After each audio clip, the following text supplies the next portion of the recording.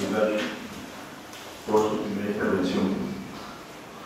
Bien, a continuación se va a dar el inicio de la disertación de panelistas invitados, lo cual tendrán un tiempo de 5 minutos cada uno para dar su opinión respecto al tema expuesto por el arquitecto Franklin Cayo. Bueno, vamos a iniciar por el arquitecto Harry Cubas Ayala. Adelante, arquitecto.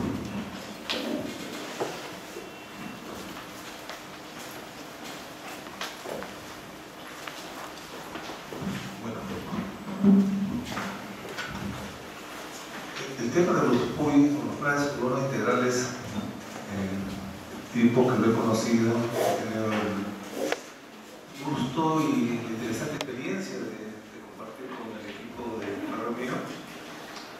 Me trae a mí temas como más de preguntas y de inquietudes para iniciar un diálogo. Creo que estamos en un inicio de temas. Entonces son cosas muy puntuales en todo caso, ¿no? Primero, enmarcarlo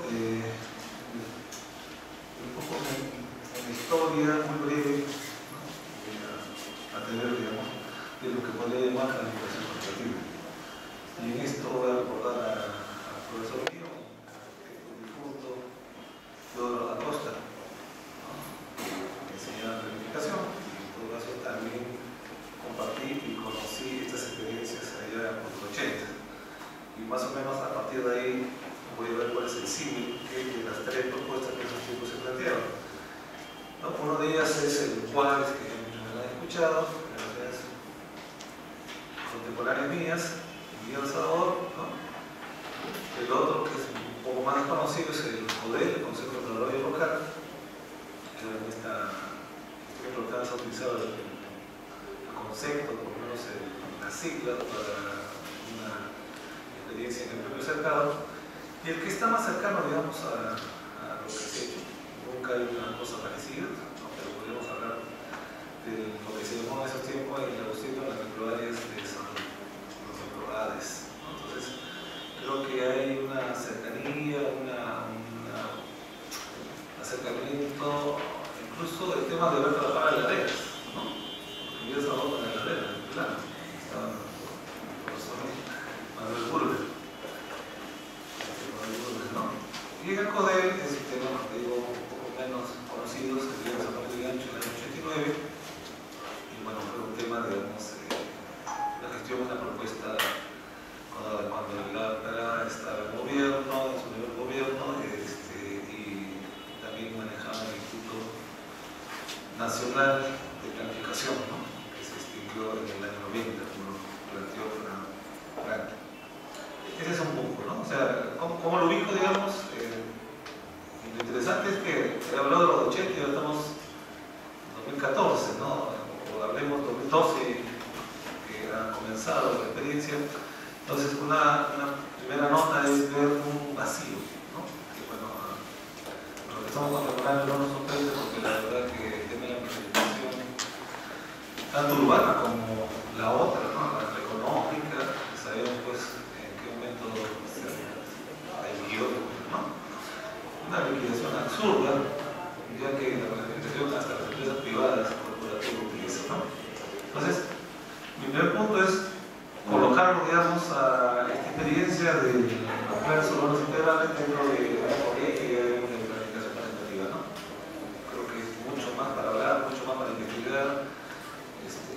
Deberían estar los estudiantes de mucha cátedra, pero en especial los estudiantes de arquitectura, digamos, trabajar en ese tema, y a la vez también resaltar, ¿no? Y esto bastante agradable, creo que ha sido una experiencia donde en forma masiva, a nivel de escala, ha tenido mucha oportunidad los jóvenes que estudian arquitectura para poder tener una experiencia interesante de haber visto las áreas. Creo que eso lo resalto como aspecto. Otro aspecto que estaba ahí escuchando la exposición y se me venía a la memoria era las políticas en el tema de la ladera, ¿no? Y eso también tenía que ver un poco con, a veces, los técnicos, me acuerdo en un periodo que estuve en San Juan de Berroles, donde creo que fue mi primera aproximación, o la segunda en todo caso, el tema de las laderas, de los muros, de las escaleras, que a veces lo veíamos como un tema, y a veces un riesgo, ¿no? De seguir panelos hacia la parte de alta. Y en un momento, cuando comenzamos, estoy hablando del año 2007, primeros meses, digamos, de ir viendo lo que va a suceder en el enero y febrero del próximo año, cuando cambien las gestiones de este periodo, y decíamos, mirando, digamos, el local de la empresa Mayor Plaza, es muy interesante el nuevo local, con una vista muy bonita de todo el distrito. Y nuestra lógica técnica era decir, oye, pero acá el tema es ese crecimiento vertical y el tema de que está construyendo y se ve pues todo el paisaje urbano de ladera, ¿no? Cuando uno está en el edificio de la municipalidad, y eso se debe acabar. Entonces, coloco un segundo punto en el tema, ¿no? Cuando hacemos los debates técnicos, ¿no? O sea, el tema de las laderas es un tema informal. Deberíamos ser el tema de directo. Entonces, a veces uno dice, ¿por qué no se puede hacer? Y la cosa sigue continuando. Pero otro aspecto que sería interesante ante lo anterior que he mencionado es, no se hace nada y llevamos a una, entre comillas, obsolescencia urbana de laderas, puesto así ahorita un poco urbanismo, se puede decir, y me pongo a pensar en las favelas brasileras, ¿no?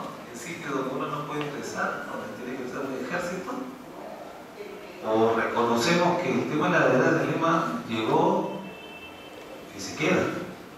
Entonces creo que vuelvo a ver que el tema de los PUI son un atrevido pero interesante reconocer en una mirada de integrar, en una manera de incluir a una muy grande cantidad de niños, ¿no? Que hace 30 años era la marginalidad, ahora es la ciudad de Lima. Y el centro es, creo que más la marginalidad que la Lima actual, ¿no? Entonces, como digo, son ideas y puntos para ir comenzando a trabajar. Y otro aspecto ya cuando llegamos, como digo, ¿no? La posición actual me ha dado, digamos, en parte conocer el tema de lo que ha estado trabajando el equipo. Minutos, termino, para dejarlo hasta otro momento. Y esa visita a algunos PUI que hemos querido ir dejando unas propuestas, como diciendo, estamos en la etapa inicial, y esto que sea un debate que se amplíe en gestiones posteriores, es esta tensión entre planificación y proyecto, y francamente me tocó, ¿no? El tema del ENI, los proyectos concretos, tiene que ser el tema de saneamiento, si no se cumple, el tema de los recursos, e incluso cómo engañamos algunas cosas y cómo lo disfrazamos de un proyecto de inversión pública para tener recursos y poder invertir, porque de otra manera no vamos a poder hacerlo. Entonces, para terminar, un último punto de contradicción, la planificación versus el tema de proyectos. Creo que no deben ser oposiciones, deberían ser construcciones un poco más integradas, pero también creo que el tema de este atrevimiento de acercarnos a las laderas, de incluirlos y de comenzar a pensar en serio un tema de 10 o 20 años, ¿no? Planificar laderas, nos viene a ir desarrollando también, no solamente arquitectos, ingenieros, etcétera, etcétera, esa ahorita contradicción entre lo que podemos planificar y entre las limitaciones de lo que son los proyectos, ¿no? Muchas gracias.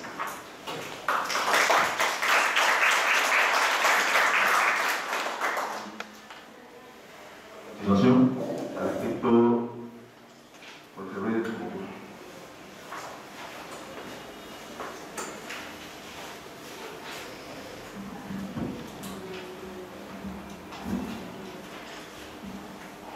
Gracias y buenas tardes a todos.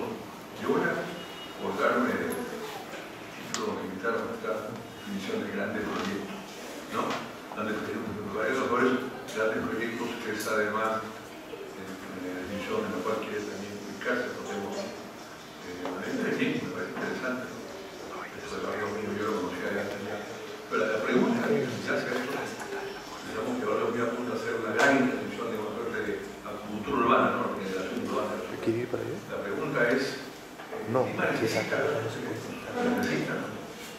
qué clase de grandes proyectos, ¿no? Qué clase, qué modelo de ciudad, ¿ya? Y dentro de qué marco de ciudad, no de qué marco de planeamiento y crecimiento estamos hablando, de qué concepto de ciudad. El Plan Nacional de Desarrollo Concertado, que hizo Carlos Piz, dentro de la parte de desarrollo urbano aprobado por el Consejo, identificó que Lima necesita 50.000 millones de dólares de inversión. Eso incluye vivienda, la línea del tren, el metro, vivienda, servicios básicos, saneamiento, agua, regeneración urbana, transporte, seguridad, áreas verdes, ¿no? Todo ese paquete para que Lima primero sea sostenible, ¿no? No hay que ganar 50.000 millones de dólares. Que se explica de gran parte porque Lima tiene enormes camisas embarazadas. De acuerdo al plan, por ejemplo, el plan que ha hecho Paco Tualupa, hay un déficit en Lima solamente de 400.000 millones. Se requieren 5.000 hectáreas de áreas verdes nuevas si queremos alcanzar el índice de 9 metros cuadrados de verde por habitante. Se requeriría más o menos 5 metros cúbicos por segundo de agua, etc. Y uno suma todas estas carencias y llega verdaderamente a un diagnóstico macro, es decir, yo creo que Lima como va los fondos, ¿no? Entonces la pregunta es, ¿cuál es la manera de empezar a encontrar, ¿no? un nuevo planteamiento y que le auxilie lo que se requieren grandes proyectos? Algunos piensan que no, yo creo que sí. Creo que sí, efectivamente, Lima necesita un shock importante de grandes inversiones. El asunto está en definir de qué grandes inversiones estamos hablando, qué, cómo y en qué marco, ¿no? Hacemos una comparación, otra vez en América Latina, vemos que Lima tiene pues, un gran déficit, ¿no? Si uno había costado, por ejemplo, cuando preguntamos grandes proyectos, ¿cuáles son los últimos grandes proyectos que Lima ha tenido? Bueno, uno creo que el metropolitano, pues vamos por atrás, metropolitano, el tren hospital, la línea 1, la 2, ¿no? Más atrás, grandes obras, ninguna, la universitaria, y más bien habría que ver esta última generación de grandes proyectos, entre comillas, son los proyectos comerciales, ¿no? Guiados por la ganancia por el exceso comercial. Esto lo encabeza la Comar y sigue Plaza Independencia, Plaza etc., ¿no? Pero no cumple para mí una cuestión que creo que es básica y fundamental, para que entiendan la necesidad. Creo que un gran proyecto, en el caso de la región, es una intervención que recupere ciudad, que regenere ciudad, que contribuya a ser mejor ciudad, con un concepto de realmente mejor ciudad, ¿no? Y que genere identidad, ¿no? Que genere identidad entre la exploración de los países. Creo que eso es claro. Y eso no se ha perdido. Yo me hubiera gustado, como la decía, una de las ciudades con mejor y mayor identidad que en América Latina, cuál es Medellín, ¿no? Impresionante como los paisas, cerca de 30 años, han pasado a ser ciudad inviable, porque era inviable, con toda la violencia, hace ahora el año pasado, la ciudad más indomable del mundo, ¿no? Le quiero decir, muy raro, por encima de la de Orca, etc., ¿no? Eso a fuerza simplemente de un enorme trabajo colectivo, conciencia, identidad, ciudadanía, valores, ¿no? Y hay proyectos que representan eso, hay el metro. Medellín tuvo metro antes que Bogotá tenía el metro. El metro le permitió Río con el ferrocarril. Y el metro ¿dónde fue? A la zona seca, a las zonas pobres. Como está la ladera, hay un ferrocarril. Y el ferrocarril y luego, bueno, ¿con qué se conecta? No con escaleras. Ahí son las veces mejorar, ¿no? Aquí subiendo 200 peldaños, ¿no? Creo que hay que hacer la calidad. No, hay escaleras eléctricas. El ferrocarril conecta con escaleras eléctricas, dándole una dignidad muy grande a todo el desplazarse, al moverse, ¿no? Estos son proyectos emblemáticos y son grandes intervenciones, ¿no? En el caso de Bogotá, vamos a Bogotá. ¿Cuál es el proyecto estrella? Los últimos años, el Transmilenio, ¿no? No sé en cuántas líneas hay, tenemos una sola, en Lima hay una sola troncal. En Bogotá hay 12 troncales. En Lima no hay ningún alimentador. Bogotá tiene 110 alimentadores. Entonces, eso te ayuda a repensar y a dominar la ciudad. Esos son los grandes proyectos que tiene la Unión necesita, ¿no? Entonces, creo que Bartolomé entra bien, entra en esta noción de generar identidad, resolver problemas de una enorme colectividad, a tener pobreza, dignificar, es decir, ahí donde la calidad de vida individual es casi miserable, lo eleva el nivel de espacio público, está mejorando la condición de calidad de vida del entorno. Y me quedé con una cifra que no es arquitecto, me lo voy a comparar, Le hablo de 200 millones de soles de inversión, ¿no? Bueno, esos 200 millones de inversión son los mismos que se han invertido en la Costa Verde, tú disparas. Eso es lo mismo que ha costado la Costa Verde, que puede haber sido hecha íntegramente con inversión privada dentro del proyecto. Entonces lo que ocurre, Harry hablaba bien, me parece, decía, no hay un marco legal en estos proyectos. Y eso es cierto, ¿no? La ciudad de Lima tiene un marco legal totalmente obsoleto. Yo lo hemos dicho antes, ¿no? Fracturada en paquetes distintos, descuartizada, autoridades que no funcionan, cruce de competencias, etc., ¿no? Pero lo que llama la atención es que siendo este el diagnóstico, todos compartimos, sin embargo, en 10 o más de 10 años no haya habido una sola iniciativa legislativa para evitarlo. No. Lo último que yo recuerdo fue algo que hicimos con Andrade, que se llamó Municipio Especial para Lima. Ahí se ha dado una motero, ¿no? Pero no era un Municipio Especial de Capital para Lima, ¿no? Y antes de eso creo que se llama Servicio Ramos. Y no hay más, ¿no? Cuando Lima requiere efectivamente una nueva arquitectura jurídica, porque le cae como delito que lo confundo. Sin ese nuevo marco legal, no va a ser posible. No es posible hacer estos grandes proyectos, que además requieren que el propio municipio se regenere al interior, ¿no? Por ejemplo, estaba pensando, de un artículo, ¿no? Un fondo de capitalización municipal. ¿Qué quiere decir esto? El municipio, por ejemplo, es un municipio pobre, ¿no? ¿Cuánto tiene el municipio para invertir?